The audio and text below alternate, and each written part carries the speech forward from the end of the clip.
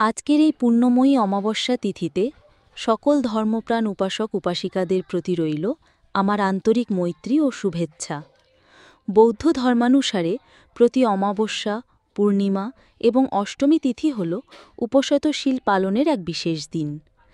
এই পবিত্র তিথিকে উপলক্ষ করে আমিও আজ সকালে বিহারে গিয়ে পরম শ্রদ্ধেয় ভান্তের কাছ থেকে বুদ্ধ পূজা সম্পন্ন করেছি এবং অষ্টশীল গ্রহণ করার পরম সৌভাগ্য অর্জন করেছি।